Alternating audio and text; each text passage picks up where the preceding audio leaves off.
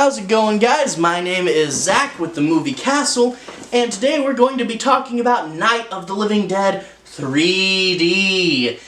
This is from 2006 and is, of course, a remake of Night of the Living Dead, the original classic movie from George Romero. This version is directed by Jeff Broadstreet and stars Brianna Brown, Joshua de Rojas, and stars also Sid Haig, Captain Spaulding himself, who actually, unfortunately, quite recently died, so rest in peace, we're gonna miss you here.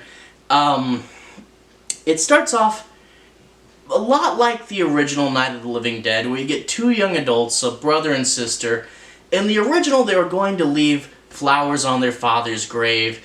In this one, they're going to meet their mother, and they're going to their semi-estranged aunt's funeral.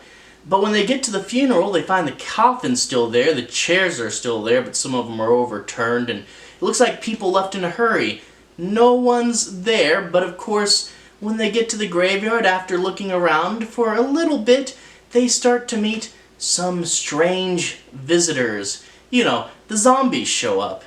And of course, Barb gets separated, and she wanders out to another difference in this film from the original. She wanders into the nearby funeral home.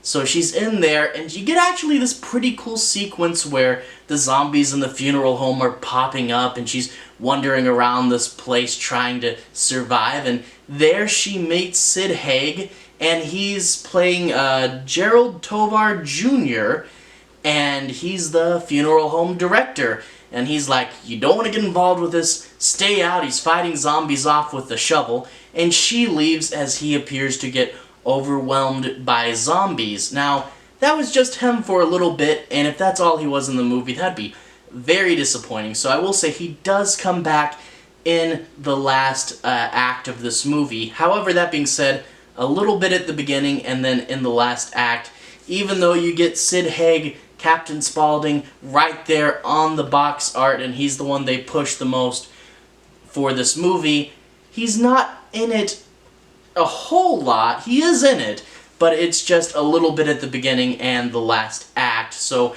if you were hoping for him to be like one of the main characters, you might be a little disappointed in that. However, I'd have to say, from the beginning I was watching this, I'm like, this is actually an okay remake. You know, the mortuary scene was fun, and, you know, it's doing okay. Well, then it starts to go downhill. Ben shows up, the character from the original Night of the Living Dead, Ben, and he's driving a motorcycle this time, and as he's driving, he punches a zombie in the face from his motorcycle, and I'm like, okay, that's a little stupid. And then you get to one of what I would say is the more controversial changes is Ben takes off his helmet, and he's actually a white guy in this movie.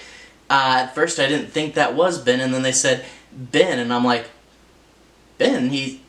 Why is he not he's not black like the original? Now, what they may have done is the original Night of the Living Dead had open casting, and they picked the best actor, and the best actor was a black guy, and then after the movie was released, it ended up gaining this importance, this social-political importance, and it really meant something. Now, maybe the people who did a remake said, hey, they did open casting the first time, we should do open casting this time. Maybe that's what they did?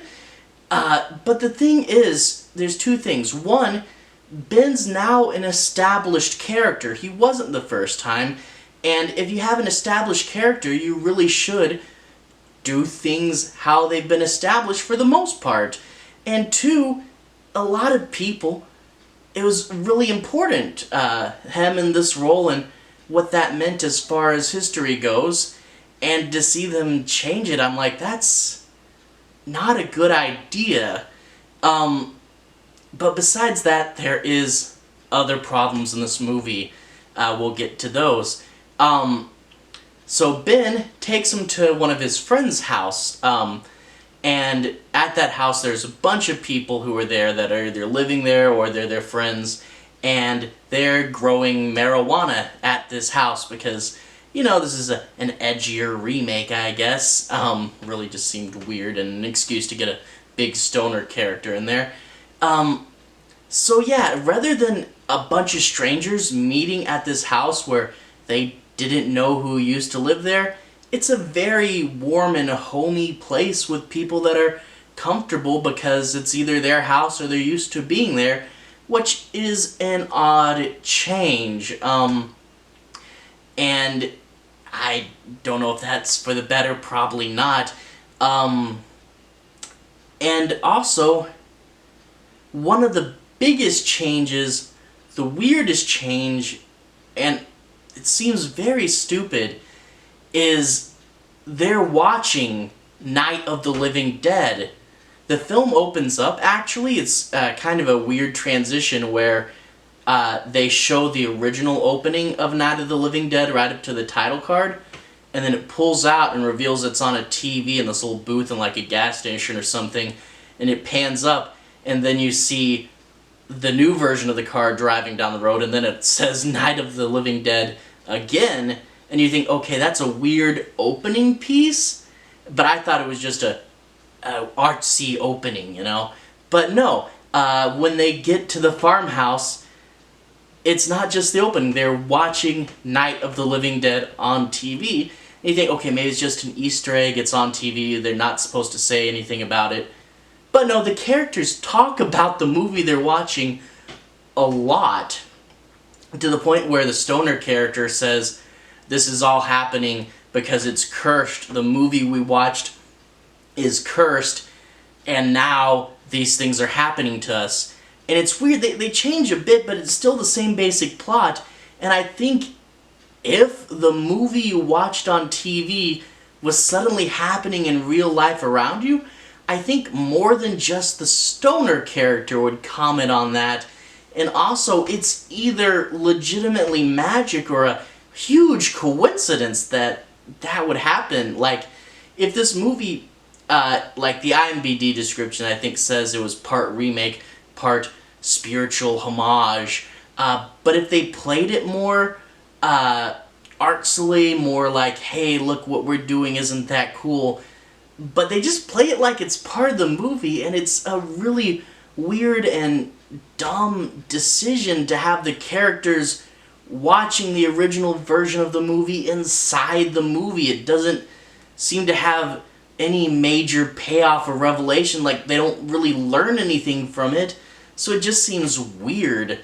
And from there on out, things play out kind of like how you suspect, for the most part like the original, but not as much strategy. Like, one of them says, get the boards off the bookshelves and board up the windows and doors.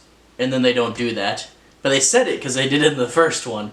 Yeah, and there's no arguing upstairs or downstairs. They just kind of wander around and like, zombies there, they're doing this.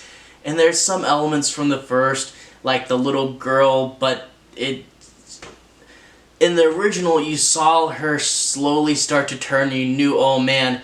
And this one is like she got bit when she was outside, and like, should we go out and look for her? But then she wanders back into the house, and she's already a zombie, like, turned really fast and got a really, really decrepit and zombie looking really quick. That's one thing. The zombies in here are, makeup heavy, kind of like EC Comics zombies, Return of the Living Dead stuff.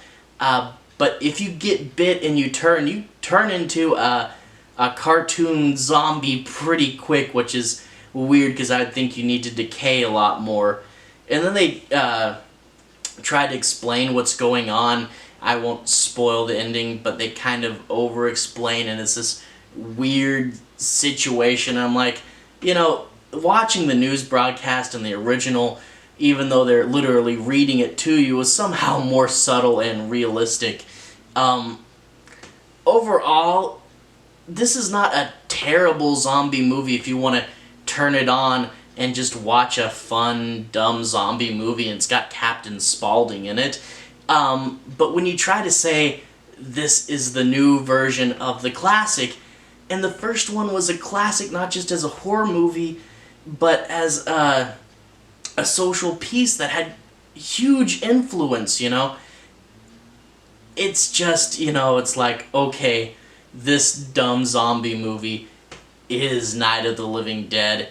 It actually has more parallels to Return of the Living Dead. There's a yellow zombie as one of the first zombies you see, much like in Return of the Living Dead. The EC Comics look of the zombies and the fact that Night of the Living Dead is a movie in this movie, just like it was in Return of the Living Dead. And the prequel to this, they even reference breaking rigor mortis, which was something that happened in Return of the Living Dead as well. And yes, this movie is not considered that great of a movie, but it did get a prequel, and I suppose I'll talk about that soon. It's in the box over there. I'll cover that, I guess. I want to cover all 25 of the Romero Zombieverse movies, 25 movies, 2 alternate takes. Between stuff like this, there's a lot more Romero Zombieverse movies than you'd think, and I'll get to all of them eventually. But anyway, it's a dumb zombie movie. It's totally watchable, but comparing it to the original, it's just nowhere near as good. But if you want a stupid zombie movie to waste time, it's fine. It's just really not that great, and it's kind of stupid, and don't compare it to the original. But it is not the worst Night of the Living Dead remake. I got Night of the Living Dead Resurrection here, and I made it about 15 minutes into this movie. I will try to go back and rewatch it, though. But anyway, that being said, to all you people who've liked and subscribed, you are helping me out. Thank you for supporting this channel. I'll see you guys again very soon, hopefully with I'll eventually get to the prequel to this movie, Reanimation. Anyway, have a good day.